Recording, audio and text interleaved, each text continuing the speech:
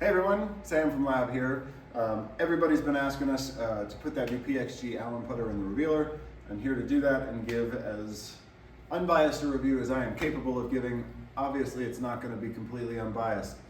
I mean, it really is actually, but I appreciate anyone's skepticism because of course I love L.A.B and I believe in everything that we do. This is our passion.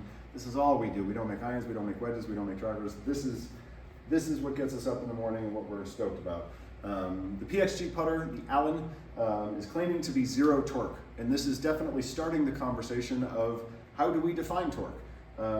We define it mostly by our revealer. They've got their own, I think what they're calling the zero torque spotter, or as we lovingly refer to it, the Swedish-made torque enhancer.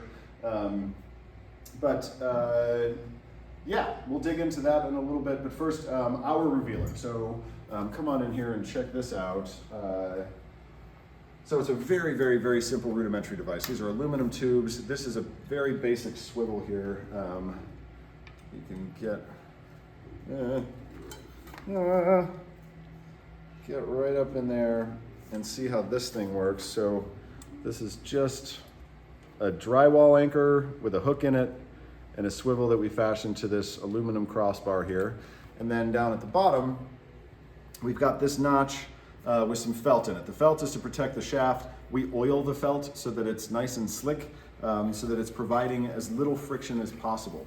We also put the crossbar holding the shaft down here for a very specific reason. There's less friction when you hold, when the club is suspended by the balance point of the club. This is within an inch of the balance point of this club. When you put it underneath the grip, like they do with the PXG one, the weight of this entire head and this whole shaft is pushing down on the bottom, creating more friction and slowing the putter down. This is our revealer with our putter here.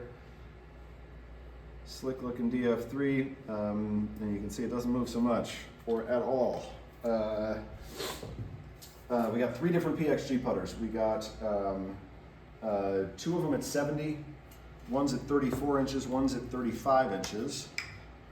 These are the PXG proprietary grips. This is the pistol, this is the square one. We wanted to see if that had any impact on the way that these things swing. And then we also got a third that's at 35 inches and 68 degrees. And we got this one with a super stroke grip, just so everybody is probably gonna notice this, so that they know there's no funny business. This is a cork that we screw into the threaded portion of a super stroke grips that have that little threaded cap on it. We can't stick the drywall anchor in those, so this is what we do when we're balancing L.A.B putters that have super stroke grips on it. So that's that, and here we go. We'll do all 3. This one is the 3568. The Allen is very closely related to the Axis 1 Rose, and they both do sit square at address. When you put them in motion is where you start to see the separation between other toe-up putters and L.A.B. As you can see, this thing swims pretty good. When we start seeing them do that, we call that swimming. So this one swims open and then shuts in transition. This one feels like it's working really hard to open on the way back. The closing on the way through doesn't feel as strong. We're working on being able to quantify all that. And then this was interesting because this one was the opposite. We put this one in here, and this one seemed to have more energy around closing. It was closing harder than it was opening. Presumably that's because of the change in lie. I assume they're just bending it. They're bending the S-hosel 2 degrees in one direction. And when you change that shaft axis, it changes the torque profile.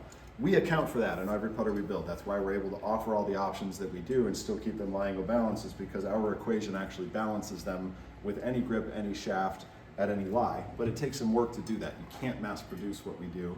And the PXG business model is different. They have to mass produce. They have to make a bunch of them, which makes their ability to reduce torque a little bit limited.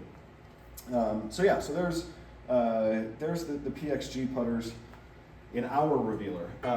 We've also seen their zero torque spotter and been very curious about it. We haven't seen a close-up. I don't know how they're fastening the grip to the top part of it, and we don't know what is supporting it at the bottom. The best that we could do is at least get the distance, the grip width correct. So we made a little baby revealer. Presumably, they are not there's no hook in theirs. I think this hole is too big, is why I'm using a different one. This is the same one we just saw in the revealer a second ago. There's no hook on there, so I assume they're taking whatever their swivel is and just putting it directly into the vent hole, like that. So we can do the same thing, and then we've got it resting in there. So what we were assuming we were gonna see when we made this little thing was that with the added friction of the whole weight of the shaft pushing down on this notch, that we were gonna see this one stay square. But we were really surprised to see that even still, it wiggles quite a bit. And you can see the friction created when you rest the crossbeam up this high. You can see how it doesn't swing quite as freely, but still plenty of torque. So then we were like, well, what does ours do with the little shorter revealer? And ours stays completely square. So I don't know what's going on with theirs. I would love to see it. I would love if they'd send us one. We'd certainly be happy to send them one of our revealers. But I'd like to know how that's going on and how maybe they're defining torque differently. I'm not sure, but at least by the way we define torque and what we feel is the most optimal way to test whether or not there is torque in motion, this putter definitely has torque. Yeah, so I hope that answers everyone's questions. You know, it's a nice addition to the Torque Revolution family. It's cool, it lines up well, sounds all right, feels all right, and it's a fine alternative to a lot of other putters out there. But if you're looking for a truly zero torque, actual lie angle balance putter customized to your specs, that's the way to go. Thank you.